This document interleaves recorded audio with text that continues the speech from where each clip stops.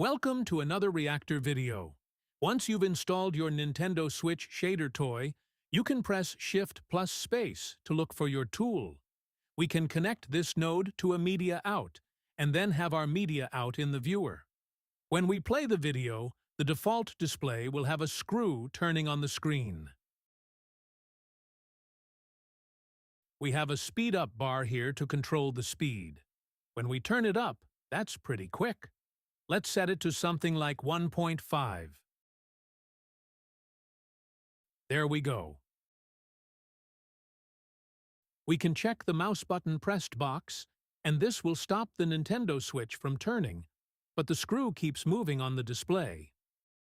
The light checkbox will take the lighting away, and we see no reflection on the screen of the Switch. It just looks like the Switch is floating in a black space. The Show Normals box gives a weird look to the scene, so I usually have that off. Next, we can customize any display we want. It can be a picture or a video. Here I have a video. We need to add the media in to the green input of the tool.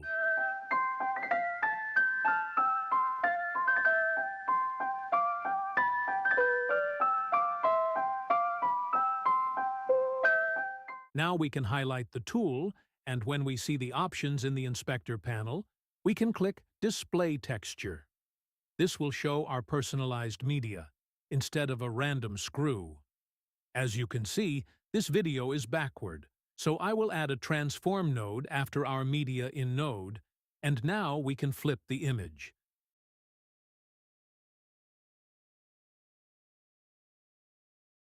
Next, we can customize our table surface by bringing in any picture we want. We can connect the picture for the table surface into the pink input of the tool.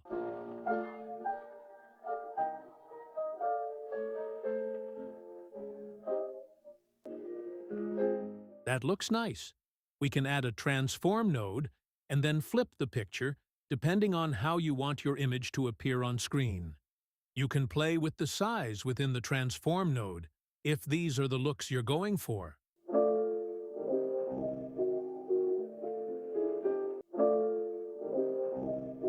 But if we select our Nintendo Switch tool, we see there are many controls to change the look of the surface.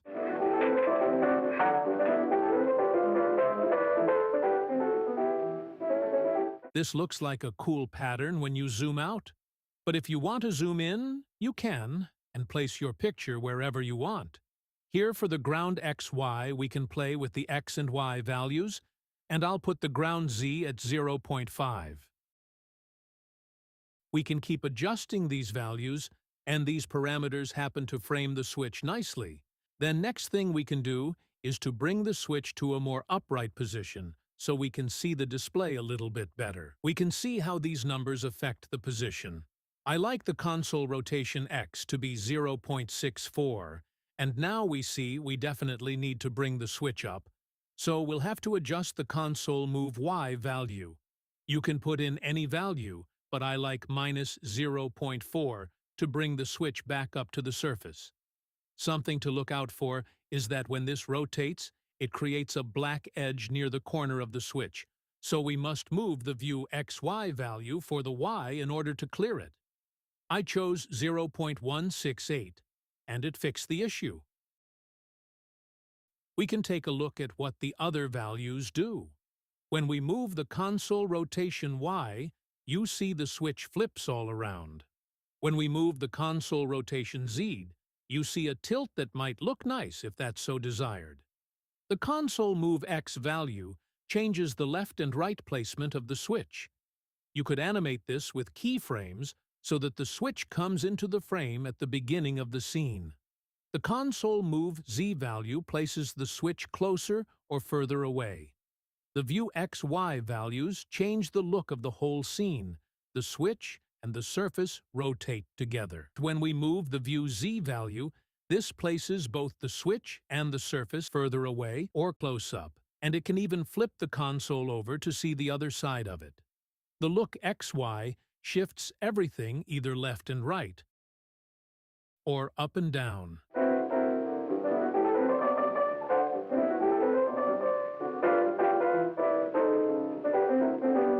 The Look Z takes everything either far away or we can do an extreme close-up.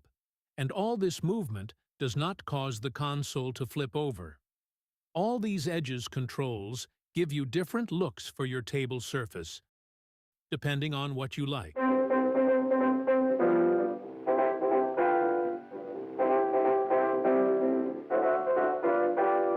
The Debug Image Control can be changed to Buffer A, which lets you see both the original screw and whatever image you brought into the display.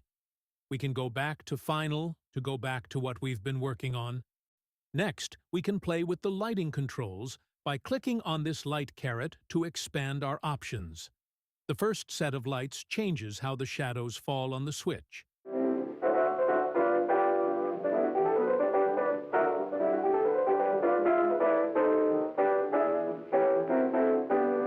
We can reset these. Then, when we go to Light 2, it changes more of the shadows on the table.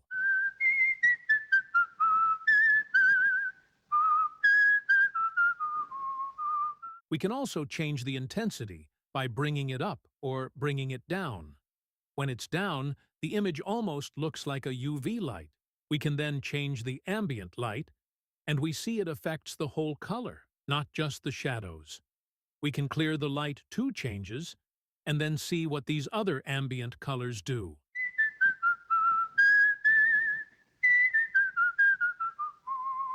Now, the final thing we can do is to open the two viewers back up again, and just out of curiosity's sake, we'll bring in an original node and have it playing in the left viewer. And when we play this through, we can see just how highly customizable this shader toy really is.